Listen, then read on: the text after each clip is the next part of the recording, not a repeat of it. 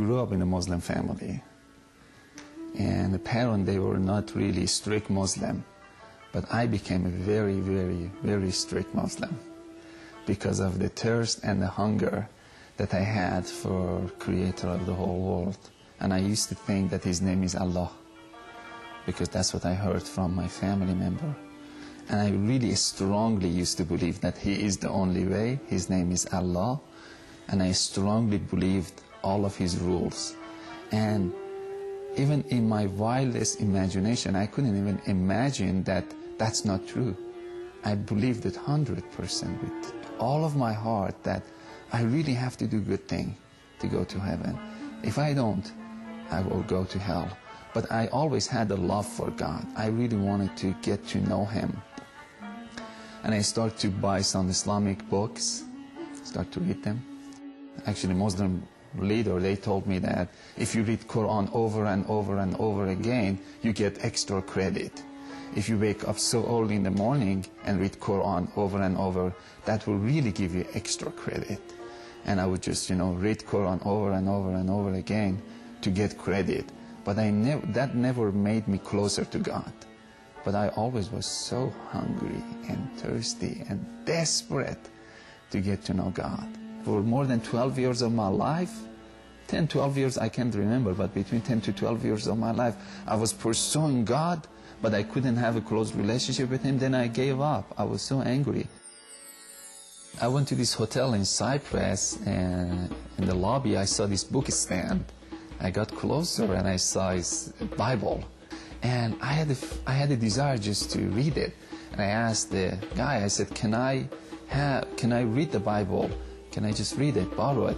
He said, you can have it. That shocked me. I said, you want to give it to me? He said, yes. He signed the Bible. He gave it to me. Then I went to my room and I started to read the Bible. And the word just Jesus was just it was like popping out of the Bible. Jesus, Jesus, Jesus.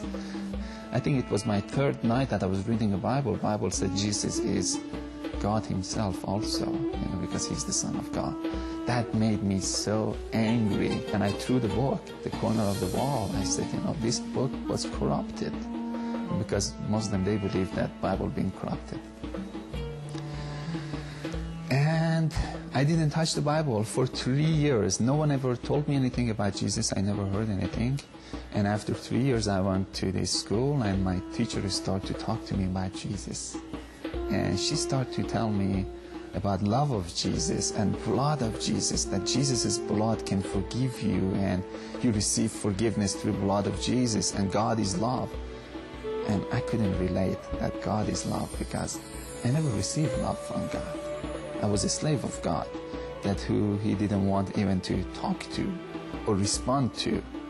And it was in my wildest imagination, I couldn't believe God is love. Didn't make sense to me. One night, as I was just talking to one of her friends, I felt in my heart, very deep down inside, that I need to pray to Jesus. I said, how can I pray to Jesus? And she said, salvation prayer, which is, you say that, Jesus, I receive you as the Lord of my life. I accept your forgiveness, and I believe that you're the Son of God. But I was uncomfortable with that. I couldn't say. I wanted to be honest. After 12 years of my life being after God, I got to the place that I said, I need to be honest. I said, can I pray with my own language? She said, yes. Because when I was Muslim, my language was different. I had to pray in Arabic. I wanted to make sure that if it's okay to pray with my own language. She said, yes, you can pray with your own language. I started to pray, and I was so honest with God. I felt I should be honest with Jesus. I said, Jesus, I don't believe that you're the Son of God. I really don't. But if you're the Son of God, I invite you to come to my heart. I don't believe that your blood has any power to forgive my sin at all. But if your blood has any power to forgive my sin, I accept it. If you can build a relationship between me and the God who created the whole world, that you claim that He's your Father, of course I invite you to come to my heart. I give you full permission to do anything you want to do with my heart from this moment on. I went to church after that prayer. I felt that I should go.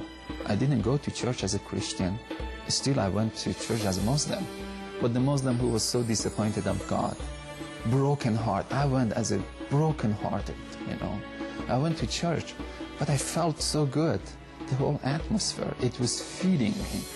I was crying, just tear was just going down. But it was a good kind of feeling or good kind of crying. It wasn't sad.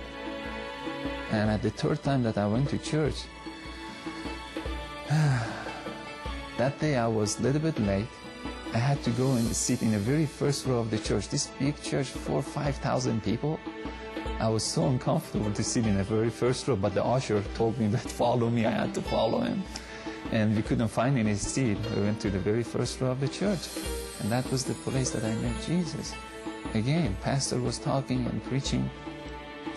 I really couldn't understand his preaching because I didn't have any knowledge of Bible. And I was just sitting there, looking around, a little bit bored. And I saw a man standing behind pastor. I could see the thickness of the air. I started to look at him, and then he started to walk. And that really got my attention. I asked myself again, I said, who is this? A voice inside of me said, Jesus. And I laughed at that voice. I said, huh. And as soon as I said this, he walked inside of me physically. I took a very deep breath, and this fire just came all over me. Physically, I was on fire. My whole body was on fire. And something just touched my heart. I could see this hand came and just touched my heart. And I was just weeping, and I was just crying and crying and crying. And my body physically was on fire. And this heat was just coming out of me. And I started to cry. But then she was so excited. She said, Matt, do you believe that Jesus is Son of God? I said, no, I don't. She said, why not? Now, I said, now I believe that Jesus lives and he came to me personally. But Son of God, he needs to convince me that he is the Son of God.